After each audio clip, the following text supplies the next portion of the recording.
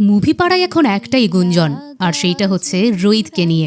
পরিচালক মিজবাউর রহমান সুমন হাওয়া সিনেমায় এক দিক থেকে মেটাফোরের ব্যবহার করলেও দ্বিতীয় সিনেমার রোহিতে অনেকগুলো মেটাফোরের ব্যবহার করেছেন। আজ আমরা সেই রোহিত মুভির এক্সপ্লেনেশন নিয়ে হাজির হয়েছি। দেখব সাধু এবং সাধুর বইয়ের গল্প।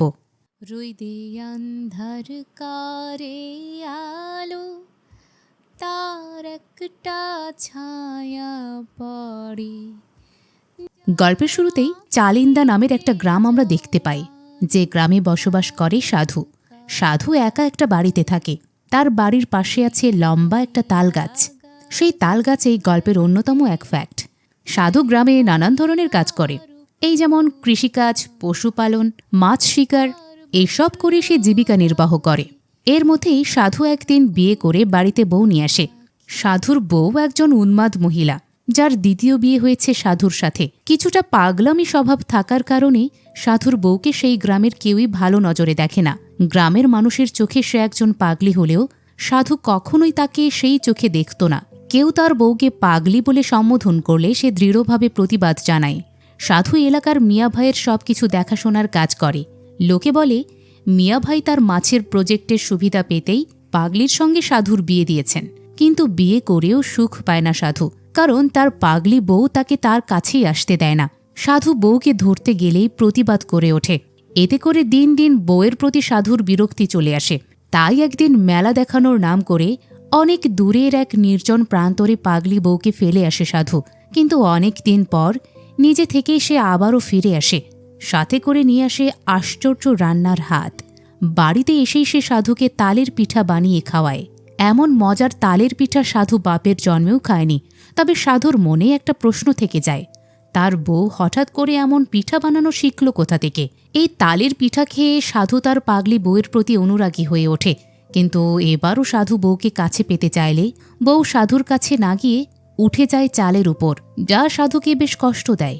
এতদিন হলো বিয়ে করেছে, কিন্তু সে বউকে এখনো কাছে পায়নি। পরের দিন সাধু গরু চড়ানোর সময় ষাঁড়দের বিভিন্ন গাভীদের সঙ্গে মৈথুনের দৃশ্য দেখে, যা সাধুর অন্তরে কামনার আগুন জ্বালিয়ে দেয়। তাই দ্রুত বাড়িতে চলে আসে। এসে বউয়ের কাছাকাছি বসতেই খেয়াল করে তার বউয়ের কোমরে পিঁপড়া খাচ্ছে। সাধু সেই পিঁপড়া সরিয়ে ফেলে। বউয়ের উন্মুক্ত কোমর থেকে পিঁপড়া সরানোর দৃশ্য যেন তার মনের উদ্যমিত কামনাকেই নির্দেশ করে। সাধুর বউ একটা ছাগল পালত। সেই ছাগলের নাম ছিল কুলসুম। সারাদিন সেই কুলসুমকে নিয়েই থাকত সাধুর বউ। যেন সাধুর চেয়ে কুলসুমই তার কাছে বেশি আপন। সাধুর বউ একদিন আবারও একটা পাগলামি করে। সে 20 কেজি ভুসি মাছের খাবার হিসেবে পুকুরে ফেলে দেয়, যাতে মাছ পেট ভরে খেতে পারে। এইটা দেখে গ্রামের ছেলে পেলে মজা করে সাধুর বউয়ের উপরে ঢিল ছোড়ে। পাগলি বলেও খ্যাপাতে থাকে। পাগলিও তাদের ছেড়ে কথা বলে না। পাগলি একজনকে মেরে মাথায় ফাটিয়ে দেয়, যা নিয়ে গ্রামে তোলপাড় শুরু হয়। সাধুর বউকে নিয়ে গ্রামবাসীরা এক বিচার দরবার ডাকে। সেই দরবারে গ্রামের মাতব্বর জানায়, সাধুর পাগলি বউকে এভাবে ছেড়ে দিয়ে রাখলে আরও ক্ষতি করবে, তাই তাকে বাড়িতে দড়ি বেঁধে রাখা হোক। সাধু নিরুপায় হয়ে সেইটাই করে। কিন্তু তারপরও সাধুর বউয়ের প্রতি ভালোবাসা একটুও কমে না। কোথাও দাওয়াত খেতে গেলে বউয়ের জন্য লুকিয়ে মাংস নিয়ে যেত সে। আবার সাধুর বউ স্বামীর জন্য বানিয়ে রাখত সে তালের পিঠা। কিন্তু হাত পা বাঁধা অবস্থায় বউ কিভাবে পিঠা বানালো সেই উত্তর পায় না সাধু। তাহলে কি বাড়িতে অন্য কেউ আসত? সেটা তো মিস্ট্রি থেকে যায়। যাই হোক, তো সাধু তার বউয়ের বাঁধন খুলে দেওয়ার সময় শারীরিক সম্পর্কের আবারও চেষ্টা করে। সাধুর বউ তখন উল্টো সাধুর উপরে উঠে মারামারি শুরু করে। এই মারামারির সময় সাধু তার স্পর্শকাতর অঙ্গে আঘাত পায়। পাগলি বউ স্পর্শকাতর অঙ্গে আঘাত দেওয়ার শাস্তি হিসেবে সাধু তার বউয়ের পায়ের দড়ি খুলে পাগলি সম্বোধন করে পরিয়ে দেয় লোহার শিকল। সাধুর বউ তখন বলে, আমি পাগলি নই, আমি এখন ভালো হয়ে গেছি। তারপরেও শোনে না সাধু। এরপর থেকে একটুতেই বেশি রাখতে থাকে সাধুর বউ। বউয়ের মাথা ঠান্ডা করার জন্য একদিন কবিরাজের কাছ থেকে ওষুধ নিয়ে আসে সাধু। সেই ওষুধ এক ঢোকে অর্ধেক খেয়ে ফেলে সাধুর বউ, যা সাধুকে অবাকই করে দেয়। এর মধ্যেই একদিন সাধু বাইরে কাজ করতে থাকলে হঠাৎ করে আগুন লাগে সাধুর বাড়িতে। সাধু তখন বাড়িতে যে আগুন লেগেছে সেই কথা লোকমুখে শুনে দৌড়ে ছুটে আসে বাড়িতে। এসে দেখে বাড়ি দাও দাও করে জ্বলছে। এইটা দেখে সে ভয় পেয়ে যায়, কারণ তার বউ তো ঘরে বাঁধা অবস্থায় ছিল। কিন্তু পরে সাধু দেখে কিভাবে যেন তার বউ লোহার শিকল খুলে ঠিকই বের হতে পেরেছে। বেঁচে গেছে সাধুর বউয়ের ছাগল কুলসুমও। কিন্তু সাধুর মনের আগুন নেভে না। তার ধারণা হয় তার পাগলি বউই বাড়িতে আগুন লাগিয়ে দিয়েছে। এরকম বসত বাড়ি ছাই করে দেওয়ায় সাধু রেগে যায় তার বউয়ের ওপরে। তাই গভীর রাতে নৌকায় করে জোর করে তার বউকে মামাবাড়ির ঘাটে নামিয়ে দিয়ে আসে। এই নিয়ে দ্বিতীয়বারের মতো সাধু তার বউকে ত্যাগ করল। তবে কিছুদিন যেতে না যেতেই বউয়ের অভাব অনুভব করতে লাগলো সাধু। বউকে ফিরিয়ে আনতে তার মামাবাড়ির গ্রামে যায় সে, কিন্তু তখনই হঠাৎ করে তার খেয়াল হয় সে তো তার বউয়ের নামই জানে না। বিয়ের আগে তাকে সবাই ডাকত পাগলি বলে, আর বিয়ের পর ডাকে সাধুর বউ। তবুও বউয়ের মামার বাড়ি বউকে নিয়ে আসতে যায় সাধু, কিন্তু বউয়ের মামা বাড়িতে গিয়ে সাধু জানতে পারে তার বউ সেখানে আসেনি। সাধু এক প্রকার মন খারাপ করে বাড়ি ফেরে।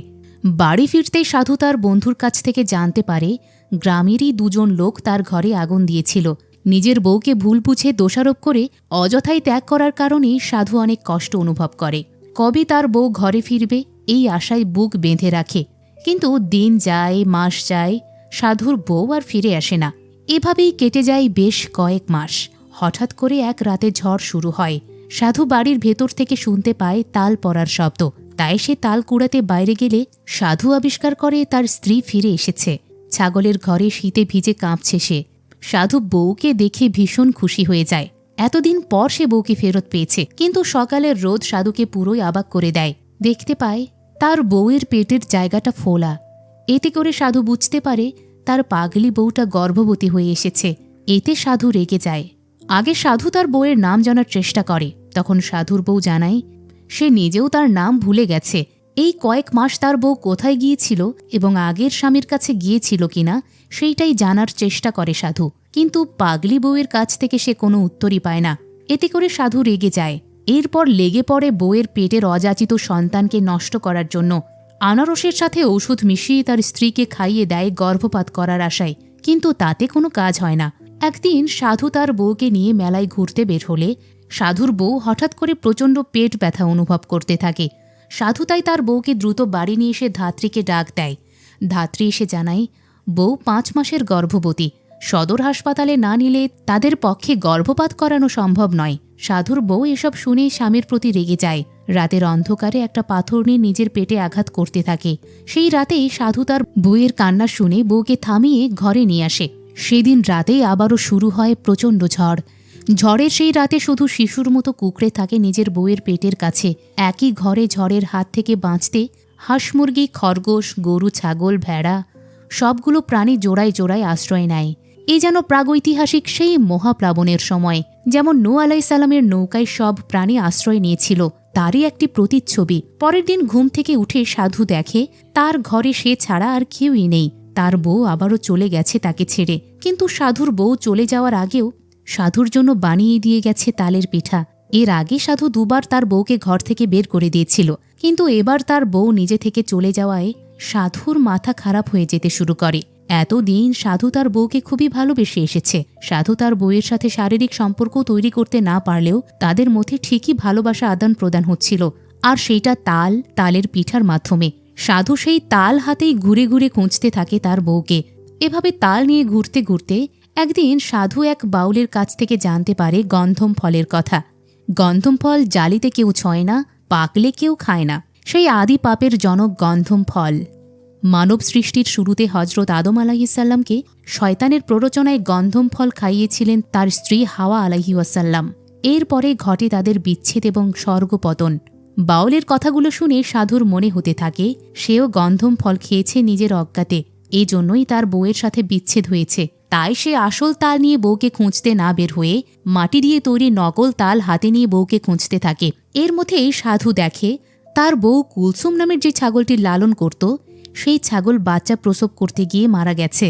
সাধুর জন্য এই মৃত্যুটি ছিল এক মানসিক আঘাতের উপকরণ। সাধু তাই ধীরে ধীরে তার বউয়ের মতোই পাগল হয়ে যেতে থাকে।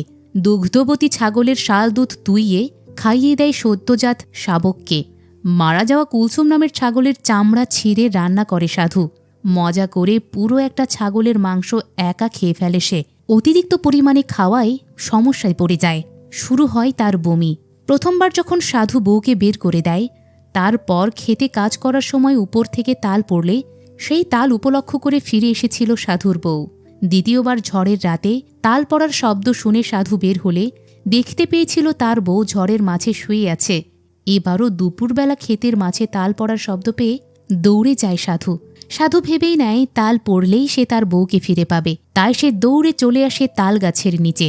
কিন্তু এসে সাধু অবাক হয়ে দেখে গাছ থেকে শত শত তাল পড়ছে। এক পর্যায়ে তালের মাঝেই ডুবে যায় সাধু। আর তখনই সাধুর দিকে তালসহ হাত বাড়ায় পাগলি বউ। সাধুও তা দেখে হাত বাড়ায়। সত্যি কি সাধুর বউ তাল পড়ার সাথে ফিরে এসেছিল, নাকি পুরোটাই সাধুর উন্মাদ মস্তিষ্কের কল্পনা, তা তো আমাদের অজানাই থেকে যায়, কারণ সিনেমাটি এখানেই শেষ হয়। এবার তাহলে পুরো গল্প নিয়ে ব্যাখ্যা করা যাক। অ্যাডাম এবং ইভের গল্প আমরা কম বেশি সবাই শুনেছি। অ্যাডামকে প্রথমে সৃষ্টি করা হয়, কিন্তু সৃষ্টির পর সে নিঃসঙ্গতায় ভুগতে শুরু করে। তাই তার নিঃসঙ্গতা দূর করতে ঈশ্বর তার আশেপাশে প্রচুর পশু পাখি ছড়িয়ে দিলেন, কিন্তু তবুও অ্যাডামের নিঃসঙ্গতা দূর হল না। তারপর ঈশ্বর অ্যাডামের পাঁজরের হাড় থেকে সৃষ্টি করলেন ইভকে। অ্যাডাম এবার সন্তুষ্ট হয়। দুজনকে স্বর্গে থাকতে দিয়ে ঈশ্বর শুধু একটাই নিষেধাজ্ঞা আরোপ করেছিলেন, গন্ধম খাওয়া যাবে না। শয়তানের প্ররোচনায় ইভ এবং অ্যাডাম এই গন্ধমটাই খেয়ে ফেলেন আর স্বর্গচ্যুত হয়ে যান। এই হলো অ্যাডাম এবং ইভের প্রাচীন গল্প। এই গন্ধমের গল্পের রোহিত ধাপে ধাপে পুরোপুরি খাপ খেয়ে যায়। সাধু নিঃসঙ্গ ছিল, পশু পাখির সঙ্গেই ছিল। দীর্ঘ সময় চলে গেছে, তার বিয়ের বয়সও পার হয়ে গেছে। তারপর তার জীবনে বউ এলো। লোকজন থেকে দূরে ইডেনের মতো একটা সুন্দর জায়গায় দুজন সংসার শুরু করে, কিন্তু সংসারটা ঠিকঠাক জমে না, কারণ তার বউ পাগলি, সমাজের সাথে চলতে পারে না। এই পাগলি বউ নিজের এক আলাদা জগৎ বানায়। সেই জগতে ছাগল কুলসুমি তার কাছে সবকিছু। সে ছাগলের সাথেই কথা বলে, মাছের সাথে কথা বলে, সাধুকে স্পর্শও করতে দেয় না, অনর্গল পাগলামি করে যায়। রোহিদে বউকে ইভ, সাধুকে অ্যাডাম, এবং পাগলি হিসেবে দেখা ওই সমাজকে বা কারোর নিজের মতো করে থাকাটাকে, খারাপ চোখে দেখার দৃষ্টিভঙ্গিকে যদি ডেভিলের রূপক হিসেবে উপস্থাপন করা হয়, তবে ওই ডেভিলের প্ররোচনায় রোহিত প্রথম পাপটা করে। বউকে সে রেখে আসে দূরে কোথাও। এরপর সাধু একদিন খেতে কাজ করতে গেলে একটা তাল পড়ে। সাধু তাল হাতে নেয়, বউ ফিরে আসে। তালটা গন্ধমের রূপক হিসেবে সরাসরি চলে আসে এই জায়গাতে। গন্ধম ছিল জ্ঞান বৃক্ষের ওই ফল। শয়তান প্ররোচনা দিয়েছিল যদি ওই ফল তারা খায় তবে তাদের জ্ঞানের চক্ষু খুলে যাবে, তাদের জ্ঞানের পরিমাণ হবে ঈশ্বর সমান, যার জন্য ঈশ্বর তাদের গন্ধম খেতে নিষেধ করেছিলেন। তারপর অ্যাডাম এবং ইভ ওই গন্ধম খায়। ঠিক যে কারণে তারা গন্ধমটা খেয়েছিল, ওই কারণটার নাম আকাঙ্ক্ষা। রোহিদের তাল ওই আকাঙ্ক্ষারই প্রতীক। চেতন মনে সাধু কখনো অ্যাকসেপ্ট করে নাই। সংসার 2 দিনের হলেও বউয়ের অনুপস্থিতিকে সে অনুভব করছিল। বউকে কাছে পাওয়া ছিল তার ভেতরকার আকাঙ্ক্ষা। হাতে গন্ধম নিতেই তার ওই আকাঙ্ক্ষা পূরণ হয়েছিল। পরবর্তীতে তাই যতবার তাল হাতে নেয় সাধু, ততবার বউ ফেরত চলে আসে, এবং তার মনের ভেতরকার আকাঙ্ক্ষা অনুযায়ী যতবার বউ ফেরত আসে, ততবারই বউয়ের মধ্যে কিছুটা পরিবর্তন লক্ষ্য করা যায়। রোহিত সিনেমায় সাধুর বউ হারায় মোট 3 বার। প্রথমবার বউ ফিরে আসে রান্নার গুণাগুণ নিয়ে। যে বউ কখনো রান্নাই করেনি, সেই বউ প্রথমবার ফেরত এসে বাপের জন্মের শ্রেষ্ঠ তালের পিঠা রান্না করে খাওয়ায়। দ্বিতীয়বার বউ যখন ফেরত আসে, এবার সে আরও বেশি ম্যাচিউর। সাধু বারবার বউকে একটা স্বাভাবিক মানুষ হিসেবেই আকাঙ্ক্ষা করছিল, আর এই আকাঙ্ক্ষা করতে করতেই নিজেই অস্বাভাবিক হয়ে দাঁড়িয়েছিল। রোহিদের প্রি ক্লাইম্যাক্স পার্টটাই ভয়াবহ, একদম গা গোলানো, অস্বস্তিকর। কারণ তখন সাধু আর সাধু ছিল না, বিবর্তিত হয়ে গিয়েছিল অন্য কিছুতে। এখন প্রশ্ন হচ্ছে, সাধুর বউ যায় কোথায়? এটার উত্তর আসলে জানা নেই। গল্পটা অ্যাডামের, তার জগতের। ওখানে ইভের আলাদা জগৎ নেই, ইভের আলাদা নাম পর্যন্তও নেই। যেহেতু তাকে সৃষ্টি করা হয়েছিল অ্যাডামের অংশ থেকে, অংশের ভেতরের আলাদা নাম তো আর হয় না। তাই রোহিদে বউয়ের আলাদা জগৎ নেই। রোহিত গল্পে মূলত সাধু 3টা চক্র অতিক্রম করে, এবং ওই চক্র 3 এসে থেমে যাচ্ছে তাও নয়, কারণ রোহিত কখনো শেষই হয় না। রোহিত সিনেমায় সাধুও এই চক্রেই আবর্তিত হয়েছে এবং হচ্ছে। পুরো সিনেমায় বউয়ের সাথে তার 3টা সংসার হয়। প্রতিটা সংসার আরম্ভ হচ্ছে শুধু পাপ করছে আর একা হয়ে যাচ্ছে।